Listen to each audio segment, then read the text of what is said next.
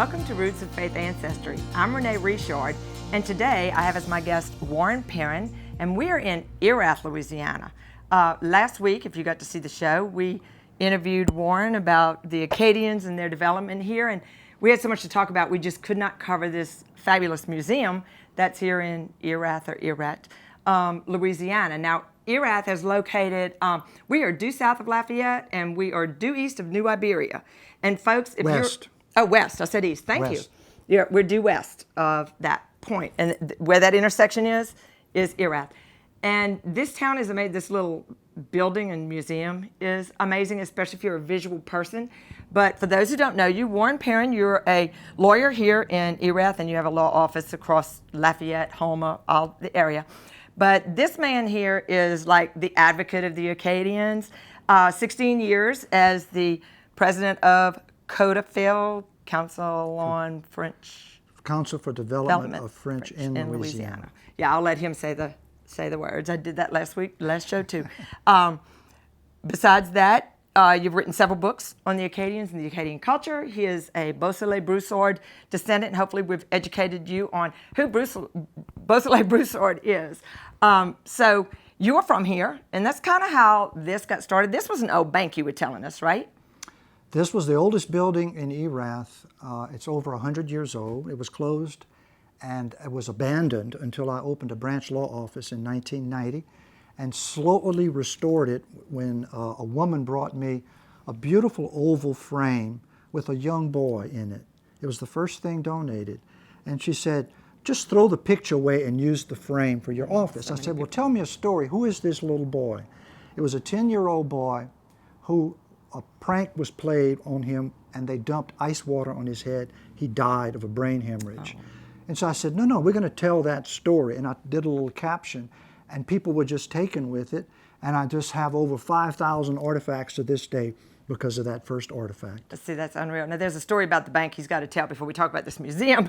And that is, you said this was the place where the first phone was ever established here in Erath, correct? Correct. So nobody around had a phone, and what happened? Well, after hours and on weekends, in case there was an emergency as a community service, the bank built a little building outside of a window, which was enclosed from the weather, but anybody could come and use the telephone for free for emergencies, courtesy of the Bank of Erath. Yeah, only in South Louisiana you're going to see this happen. But I love that story. So getting back to this museum, so you had a practice in the front, law office in the front. People start bringing you stuff, and it has evolved ever since. Now, you own this, correct? You formed a nonprofit? Yes, we have Acadian Heritage and Culture Foundation. We have a website, acadianmuseum.com, and we have over 50 local volunteers, all bilingual people, who donate of their time as docents here to open the museum every day. It's free and open to the public. And see, the difference here, we live in South Louisiana, and so often we don't take advantage of what we have on our doorstep. They have people from France and people from all over the world that come here. He was telling me busloads are coming in the next 2 weeks, that they'll be giving tours of here. And I'm a visual person. When I tell you the walls are wall-to-wall materials that you're not going to see anywhere else. I have not seen anything on the Acadian culture like I have here. The beauty of this is that this man is a lawyer, so he's going after the legal side of it, the papers, the documentation. It's so well documented here, and there's so many things to talk about. So we didn't get time in the last show, so we're going to concentrate on that now, but we're not going to tell them everything, so they have to come. But tell us a little bit of the layout, and then we'll kind of work our way around this museum. The bank building has 5 major facets to it. The Erath Room tells the history of the town of Erath, which was founded in 1899. The heart of the museum is the Acadian Room, which tells the story of the Acadian people. We have several original artifacts to the Acadians there. And then you have the large room which we're in now, which basically is a series of different exhibits on music, culture, cuisine, the wetlands, hunting, military, etc. And then we have a political room where we show old posters and the political history of the Acadians. And then the last room is where we house the only replica in the United States of the Queen's Royal Proclamation, which Queen Elizabeth II signed in 2003, acknowledging for the first time the wrongs that were inflicted upon the Acadian people by the British Crown. That's right. And I saw the document. I was in Nova Scotia when it was presented and when they declared, I think, July 28th as Acadian Day. But that proclamation, he literally has the volumes. For those of you who are lawyers that like history, in this museum even is every case, every paper, the lawsuits, I mean, what do you call those documents, I guess, the cases they were presenting to her, correct? To launch a lawsuit, you have to prepare a petition. We call it a petition. It's a lawsuit. It's a complaint. And so I kept all of the materials. I kept all of the correspondence with the attorneys out of Houston, Texas, that were retained by the British government and the British Crown. We went into extensive negotiations. I have a very interesting letter from the lawyer for the Queen where they offered $1 million for us to drop the case. Wow. And they would use the $1 million to endow a chair of Acadian Studies at the University of Louisiana at Lafayette. We had meetings with the president. It looked like it was going to be a done deal. They sent a historian from England, Dr. Lewis, to check us out to make sure we were worthy of receiving the money. And at the last minute, they sprung it on us. It had to be kept secret. Oh, and so we said, keep your forget money. it. That's not, we want the world to know the history of our people, and we kept going forward with it.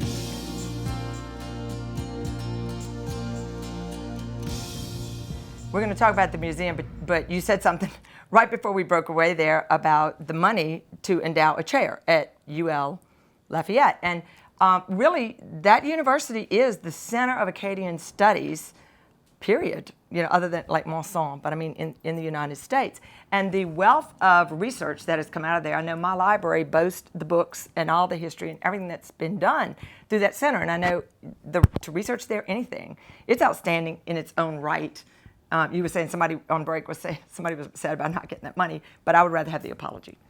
So interestingly, a native of Erath, Louisiana, Weldon Granger, a very successful Houston lawyer, donated $1 million to endow that chair that the British got didn't it get anyway. to endow. So great. So it's now known as the Granger Chair, and Dr. Barry Ancelet is the doctorate of that. He holds that chair, and he was at one time head of the folklore studies at the university.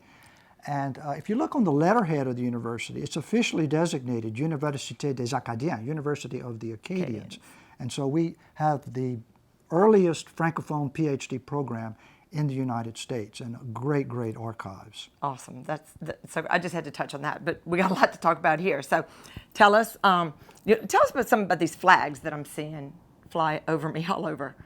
We decided that it would be important to show the struggle of the Acadians by showing the different flags that flew over their heads at one point of their 400-year history. And the one that happens to be in front of us, that is not the flag of the New Orleans Saints.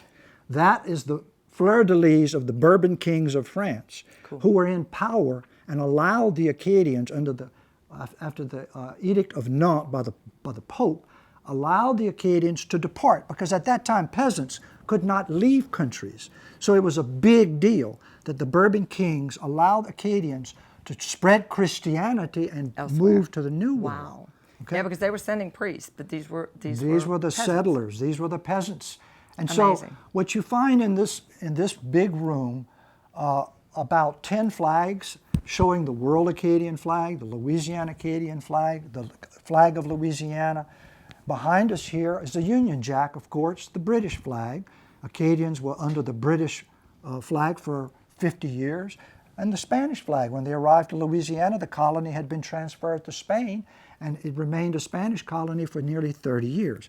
So then we have the Louisiana Territory, the French flag, and all the other flags during the Civil War. And so it's a nice visual, colorful setting for this room. Right, and folks, if you're a visual person like I am, although I love history and I love the documented record, I think that's why I'm going crazy in here, is there's a lot to see. I mean, visually, it's amazing. The old photographs, even the outfit. If you're familiar with the movie Belisaire the Cajun, I mean, the actual outfit that they wore is here in this particular room. But I want to backtrack. In our previous show, we talked also about Dudley LeBlanc. Dudley LeBlanc was from Erath, and he was an amazing man. And there is pretty much a whole room on him, correct? Yes. Tell us a little bit more about Dudley. Well, Dudley had a that people may nickname know. called Cousin Dud because he claimed he was related to every Acadian because he had done He his probably genealogy. was. And he decided to go into business and developed Thibodeau Benevolent Association. It was a burial company. And if you bought a policy and you died, your family was given $1,000 to bury you. Everybody had to send a quarter. We're talking the 1930s here, okay? In the depths of the Depression. But he was a marketing genius, and he conceived the idea when you bought the policy, he gave you a free tea set with an interesting emblem, TBA, Thibodeau Benevolent Association. And when you were buried, he put the emblem on your tombstone. Permanent advertising. Permanent, perpetual advertising. But he developed Hadacol, which was very popular for about 10 years. Primarily, it could cure anything, he claimed. Primarily, it was because it was about 15% alcohol. So on Sundays, when you couldn't buy wine, you could buy alcohol. So this was after Prohibition, though, when he developed that, right? So I mean, alcohol was around then. Right, Okay. yes, that's correct. But you didn't But you have still the federal felt drug. better if you had plenty. But there were no restrictions on what elixirs could be sold. You didn't have the Federal Drug Administration, okay? It was pretty much wild west. And so he became very successful, sold and became a politician, served as representative. But what we like to note is so important, he wrote the first book on Acadian history, 1926. He subsequently wrote another one in 1963. He brought the first group of Acadians, Evangeline girls, back to Nova Scotia. He was a stalwart of the Democratic Party, friends with John Kennedy. In fact, took one of the last pictures with John Kennedy before he was assassinated in 1963 with a group of Evangeline girls. So he was very important in helping to create Codeville because he helped elect John J. McKithen governor. They brokered a deal. And McKithen promised to elect Senator LeBlanc president of the Louisiana Senate if he were elected. So Dudley had a radio show every Sunday, and in French, he'd tell all the Cajuns who to vote for. So he told everybody to vote for John J. McKithen. Cajuns couldn't pronounce McKithen's name, but they voted for McKithen.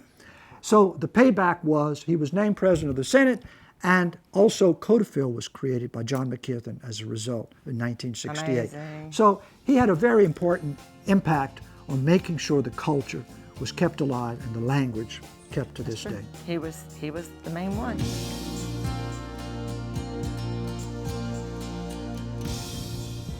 We've been talking about Dudley LeBlanc, and of course, I know when I think of him, I think of the Evangeline girls, and you know, you have a whole room just on the Acadians, and that's, in your opinion, that's what you told me, this is like the heart of this museum, and there's something very special in there dealing with Evangeline. A couple of things. Tell us what's in that, some of what's in that Acadian room.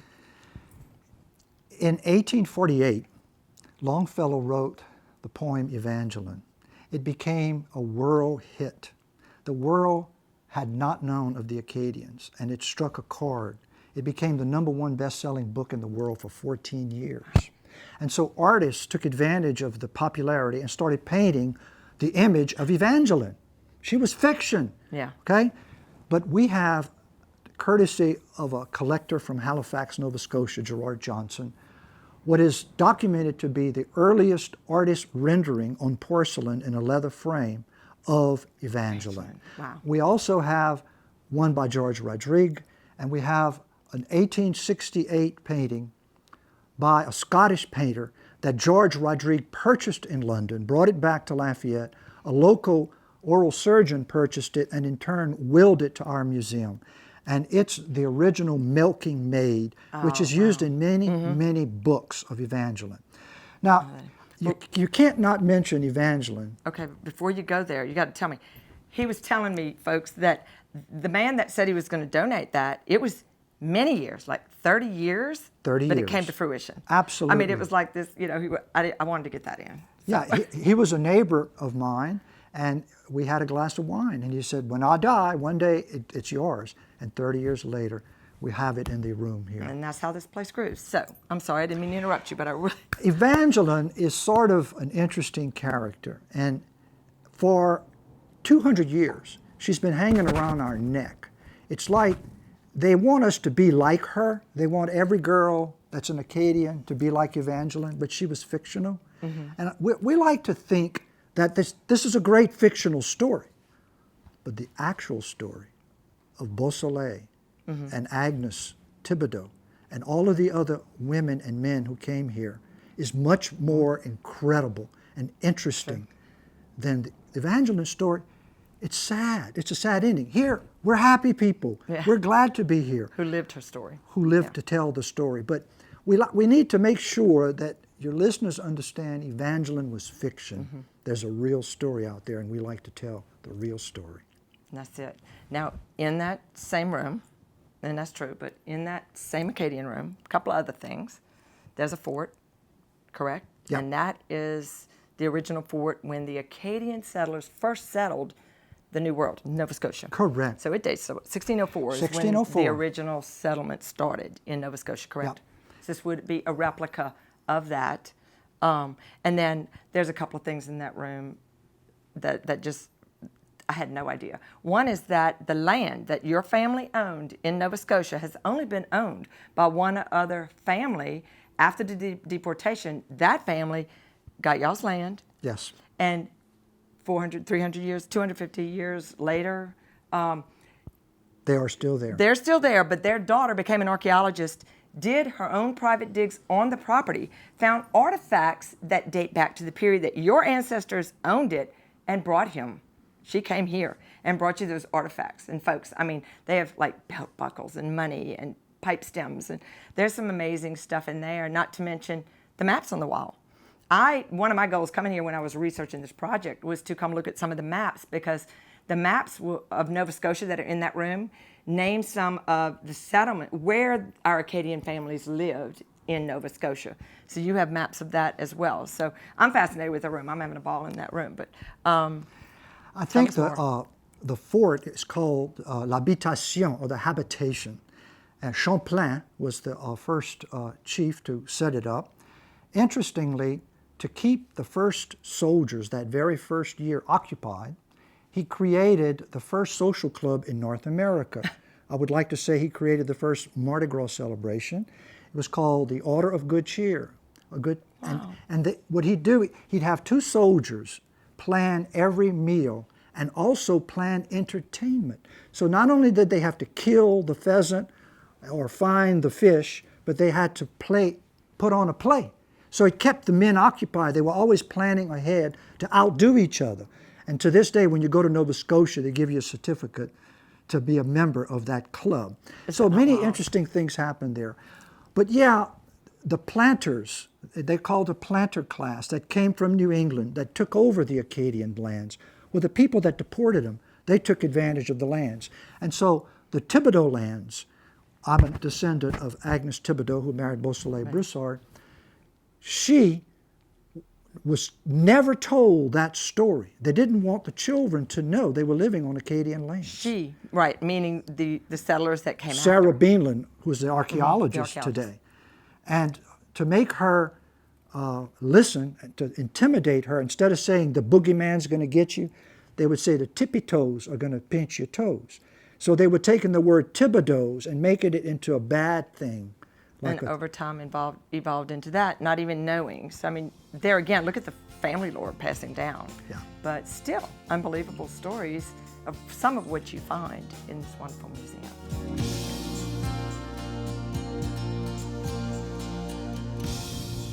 He was just telling me on break that the church at Grand Pre, which that we have some of the records from in our diocese, that there's a connection to Baton Rouge. Is it other than our records? Because Yes. I want to hear about that. The village at Grand Pre is well known because that was where Longfellow staged the story of Evangeline. But we know that it was one of the largest, but not the largest. Beaubassin was larger than Grand Pre, but it was a substantial Acadian community. And the British burned every structure, including the church and all the buildings in the area. So in 1920, when there was an interest of trying to regroup the culture, they decided to appeal worldwide to all Acadians to contribute to rebuild a church at Grand Pre. And they tried to figure out the same site, and it was launched in the early 1920s. It was opened as the St. Charles Church of Grand Pré. And then they commissioned a Baton Rouge artist to design the front stained glass of the church. And what he did, he put a crack in this stained glass to represent a dividing of the people. And on September 5th of each year, the sunlight striking that glass will reflect a beam of light onto a gold plaque which has all the names of the Acadian families in the church. Wow. So it's just a real emotional thing to walk into the church. All you see is this gold I've plaque. seen it. And but on not the with side, the sun coming. Yeah, and then you have Oh, my goodness. Picard's magnificent paintings showing the depiction of the Acadians. Right. And now they have a replica of the Royal Proclamation also. Awesome. Now, Picard's pictures, not to break away, Picard's pictures, you have them in that room, or they're not Yes, on the wall? we do. We've used them in some of our previous shows, and they're here also a little bit larger than the postcards that we had. But yes, the stained glass and everything is amazing. But folks, see, that's something to keep in mind. If you're going to visit your homeland, you Acadians out there, you need to go on September 5th. My luck, it'll be raining, but I'm planning that when I retire again, because I've been there. Amazing. This room that we're in right now also has a lot of the cultural artifacts of the Acadians. The hunting, the trapping, the guns, which there's also a musket hanging in the Acadian room over Beausoleil's portrait. However, you will see a multitude, clothing that these women wore. And I have my grandmother's hats, which we showed in one of the earlier shows, her bonnet that she wore. They have dresses here. And so just to see some of that's here, musical instruments. And you were telling a story, the accordion is not something that came with them. No, Acadians had We no think of accordions. accordions with Cajun music, or at least I do. I don't know a whole lot about the music of the Acadians. The Acadians but that is basically actually more recent. Yeah, they basically had the fiddle. That was their contribution to Louisiana music. The Germans brought the accordion.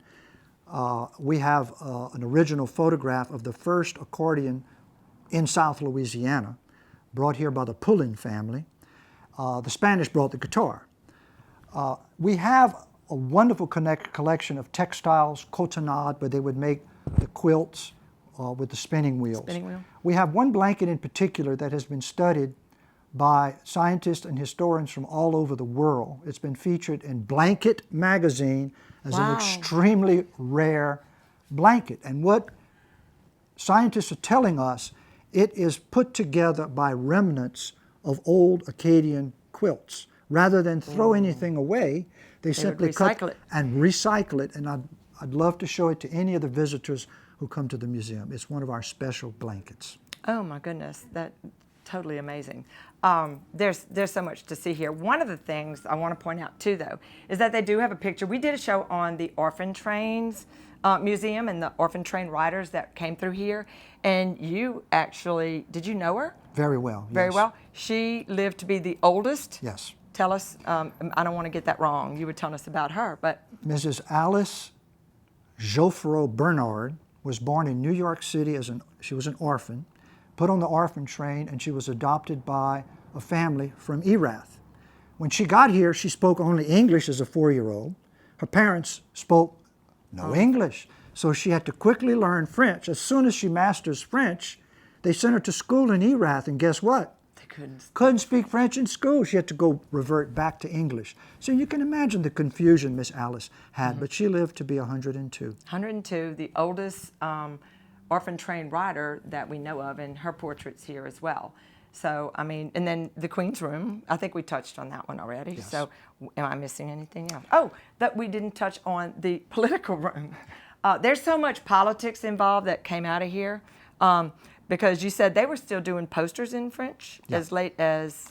I don't Jimmy remember the Carter details. ran for president, and there was still so much French being spoken in this area, they did a special poster, Vote pour le démocrate, vote pour Jimmy Carter.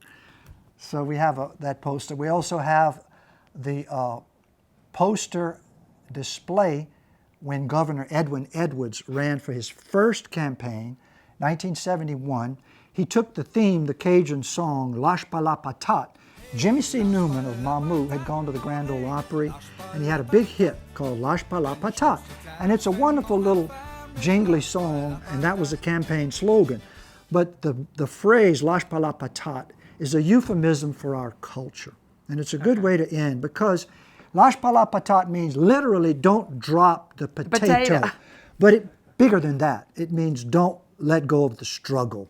The fight goes on. Well, folks, goodness, that is an amazing way to end. And I can't thank you enough, Warren, for being on the show. And we are going to end with that, folks, because we could stay here all day. Thank you. It's been a great time here learning more about the Acadians of this area as well as visiting this museum. So, folks, it's Erath, Louisiana, and it's an amazing place to come visit even if you don't have Acadian roots on Louisiana history in this area of Louisiana. So join us again for another episode of Roots of Faith Ancestry.